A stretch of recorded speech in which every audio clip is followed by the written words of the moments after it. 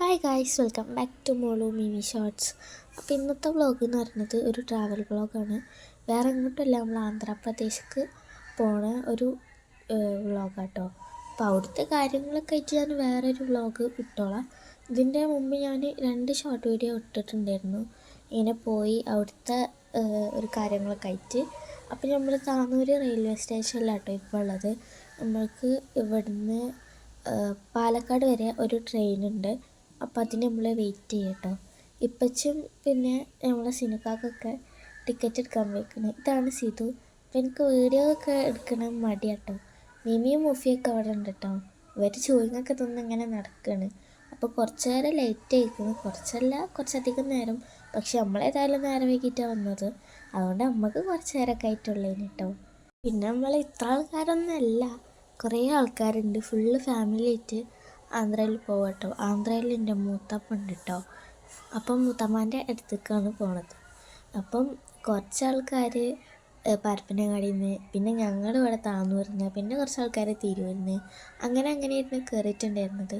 കുറച്ച് നേരമൊക്കെ കഴിഞ്ഞപ്പോൾ നമ്മൾ ട്രെയിൻ വന്ന്.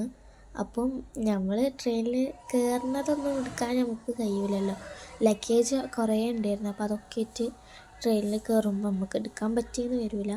അങ്ങനെ ഞങ്ങൾ ട്രെയിനിൽ കയറി. ഇപ്പം കുറ്റിപ്പുറം അവിടെ ഒരു സ്ഥലത്ത് എത്തിയിട്ടുണ്ടായിരുന്നു. അപ്പോൾ അവിടെ നിർത്തി.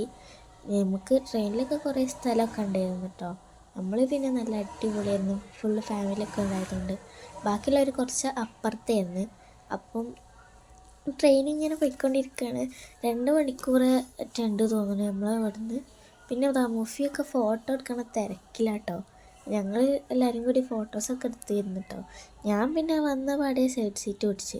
ഞാൻ പിന്നെ ആർക്കും നീച്ചെടുക്കാൻ ഒന്നിനും നിന്നിട്ടുണ്ടായിരുന്നില്ല.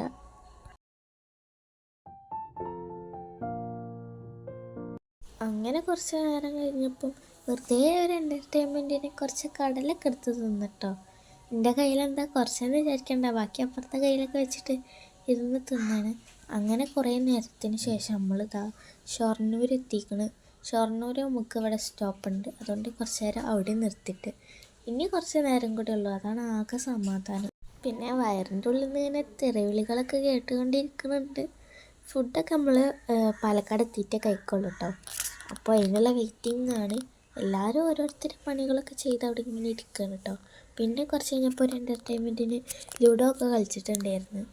അങ്ങനെ നമ്മൾ നേരെ പോയി നമ്മൾ പാലക്കാടെത്തി. നമുക്ക് ഇറങ്ങുന്നതൊന്നും വീഡിയോസ് എടുക്കാൻ പറ്റിയിട്ടുണ്ടായിരുന്നില്ല കേട്ടോ. അപ്പോൾ ഇതാണ് പാലക്കാട്. പാലക്കാട് നിന്ന് നമ്മളിങ്ങനെ